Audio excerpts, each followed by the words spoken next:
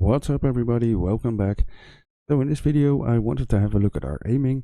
We have a pretty sweet system set up right now, but there's one big problem with this. If we shoot, we do not actually hit anywhere near our crosshair. And obviously that depends on how you made your idle animation. Yours could be further off or closer, but it's not going to be centered, or you're going to have to be extremely lucky. But even then, if you fire close, it's going to be further off than if you fire in the distance. So things aren't working and we need to make a correction for it. You could say, well, I'll simply add a line trace from the center of the camera to the center of the screen and we're good to go. That could work, but all of the sway and the recoil that we applied in the previous episodes would get lost then and would have no effect, so that's kind of a waste.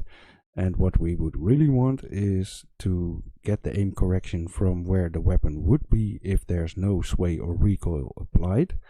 And then we're going to apply that correction to the weapon and then apply the sway and recoil, so we still have everything in effect basically. So I'm going to show you how we are going to set it up, and we need to add a bone to the skeleton in Blender for this. So you could try and use your IK hand gun bone, but you are going to end up with problems. You're going to have to make major adjustments to your recoil and sway values because you're going to interfere with the aim correction and the recoil and sway. So I highly recommend to add a new bone for this. If you really don't want to, you could try using your IK hand gun bone.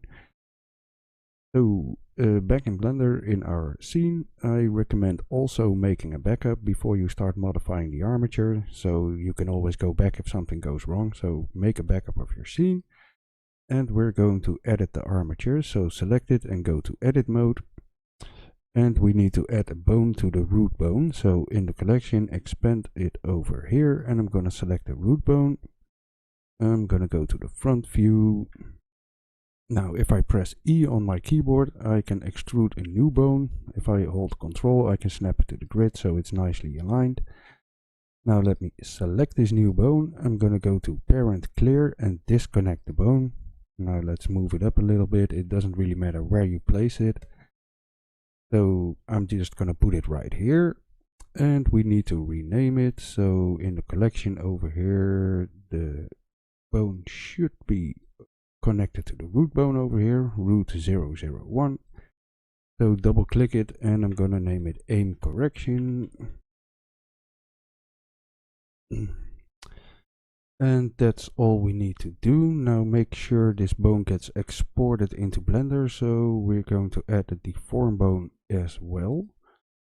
So let's go to pose mode, and over here in the armature settings I'm gonna unhide the deforms and click the combine armature buttons. Let's make sure we only have our newly placed bone selected, so the aim correction bone. Then go to add deforms and tick only selected and press OK. So this will add a deform bone for us. And now we can combine the armatures again and hide the deforms, and we are good to go.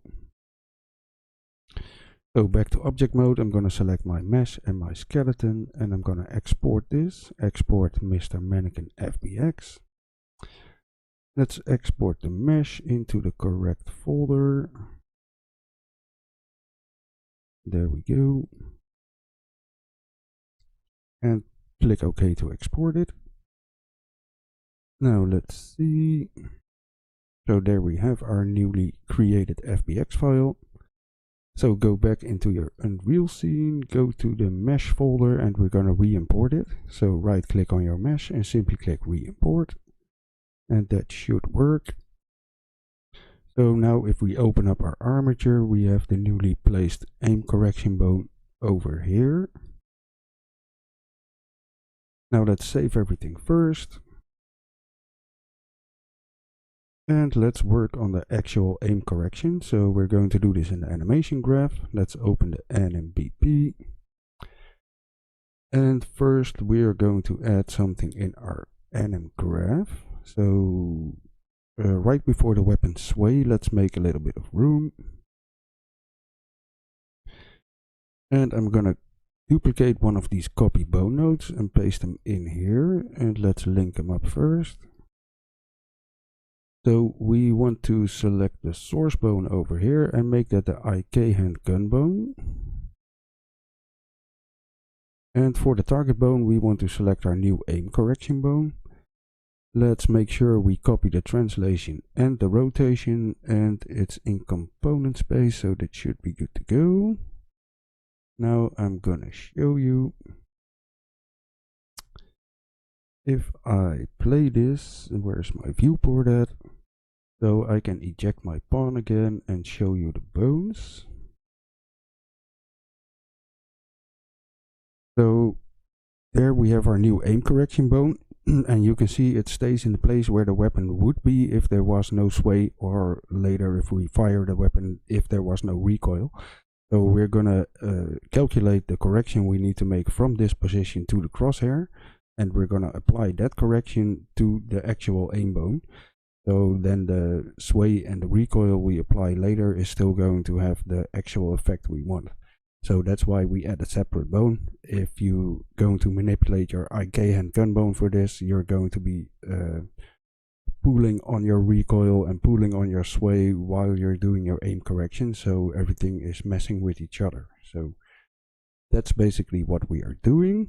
So let's go back into the anim graph or animBP. And we are going to create new variables in here. So create a variable, and the first one is going to be called aim correction target.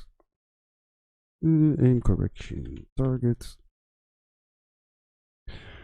And that's going to be a rotator. And we need another rotator, and that's going to be aim correction current. And we also need a new function, so let's create a function in here and call it get aim correction. And this needs an output, and that's also going to be a rotator, and I'm gonna call that aim correction.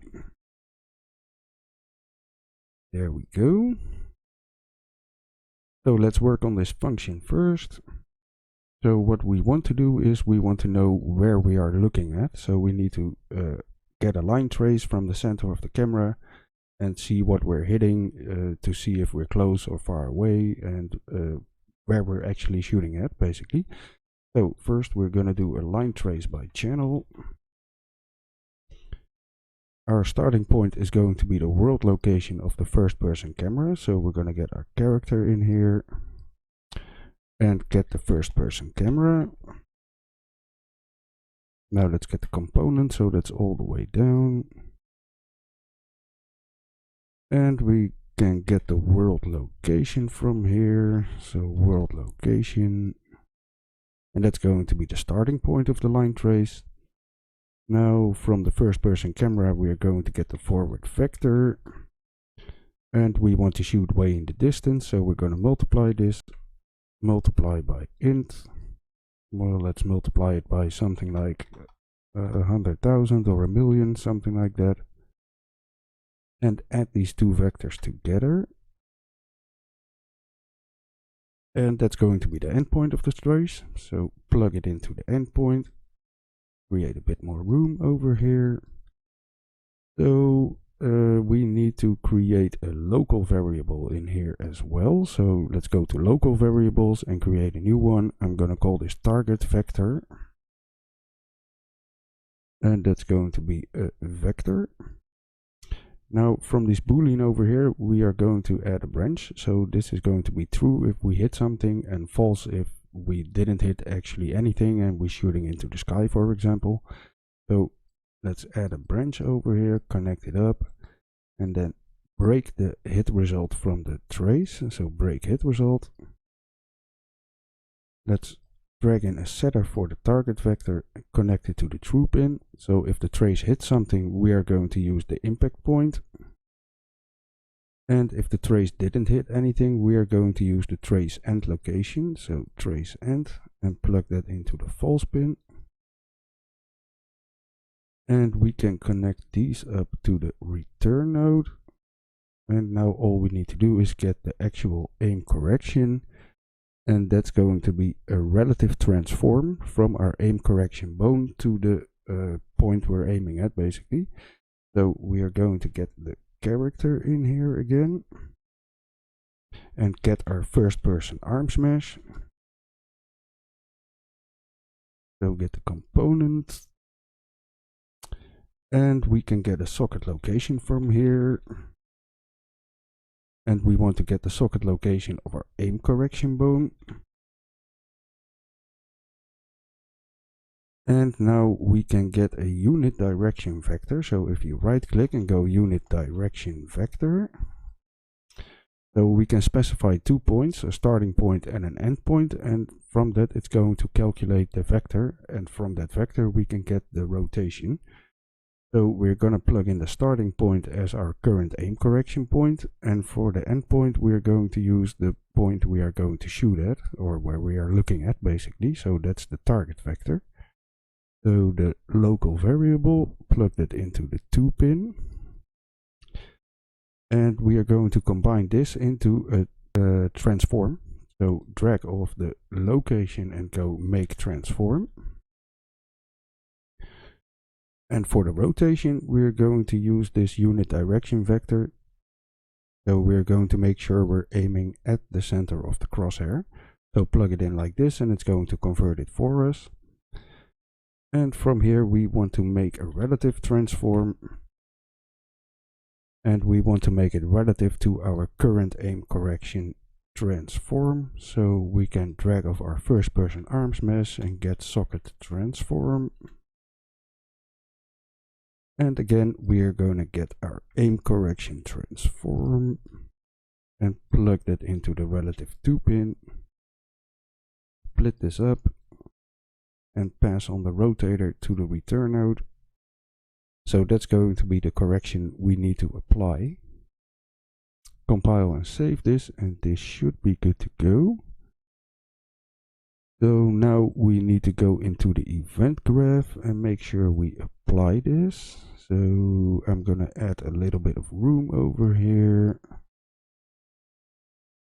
So let's do it after the is moving.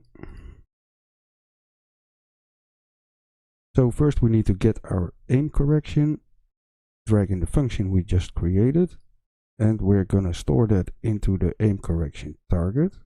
So drag it in for a setter and connect them up like this.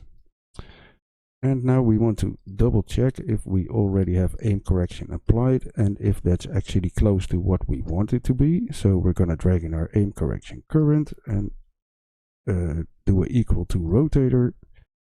And we want to know if it's already equal to our target or not. Connect it up to the condition, so the tolerance is fine, you can leave it like that. So if we're already where we want to be, we can simply continue, we don't need to do anything. And otherwise we are going to interpolate this rotator. So let's right click and go for interp to. And we're going to interp to a rotator, so R interp to. And we want to interpolate from the current position to the target position or rotation. So we need to add the delta time in here. Let's get it from the event update animation node. Interpolation speed, I'm gonna do something like 10, but you can play around with it. And then we need to store this into the current aim correction. Connect it up to the false pin. Plug it in like this. And after that we can simply continue like we did before. So that's all we need to do in our event graph, and now we actually need to apply it in the animation graph. So let's make a little bit of room after the copy bone node we created at the beginning of this video. And let's add a transform modify bone node in here and link them up. So we want to transform to the aim correction current, so we're going to drag that into the rotation. Let's select the transform modify bone node. The translation, we don't want to do anything with it, so set it to ignore. For the rotation, we want to do add to existing, and you want to switch to bone space, so set them up like this. And now this should actually work. So if I compile and save this, let's see.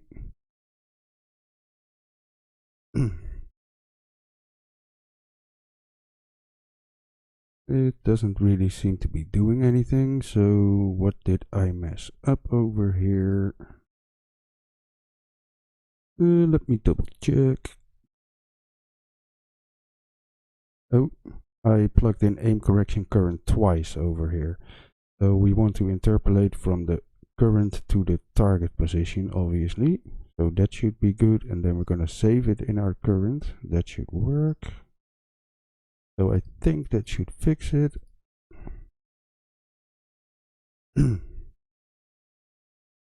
There we go. So now you can see I'm actually firing dead center at my crosshair, no matter where I'm aiming. So if I aim way down, you can also see the gun changing position or rotation, so it actually fires where it should be. And that's working pretty good. You can also see it if I aim really close and then switch far into the distance, you can see the gun moving. So if you change the interpolation speed from the rotator, you could make this movement go smoother or faster, so you can play around with that. And you can see everything is working pretty good right now. So we have a dead centered aim and we still have our recoil and sway applied to it. So if I exit this and I go to the event graph, I can show you. So if I disconnect my sway over here and I'm going to multiply it, so increase it by factor 15 maybe, so it's going to be a huge sway. And I compile and save. Now you should see that there's actually sway applied to where we are aiming, and we're not firing at the exact same position every time. So we still have the sway applied after the recoil. And you could also choose to put this this node in a different location. So if you add aim correction after the sway or aim correction after the recoil, you would say your aim is centered way more. But I kind of like to have the sway and the recoil to actually have some effect, so that's why I set it up like this. So we have the aiming fixed, we have recoil and sway in place, and we're actually hitting where we want to hit it, no matter if we ADS or if we hip firing, shooting in the distance, shooting close, it's simply working. So that's pretty cool.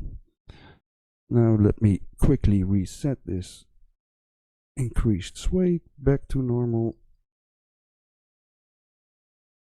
And there you have it. So thanks for watching, everybody. Talk to you later. Thanks for watching, everybody. If you liked the video or you think you might have learned something, please consider leaving a like. I'll be back for more.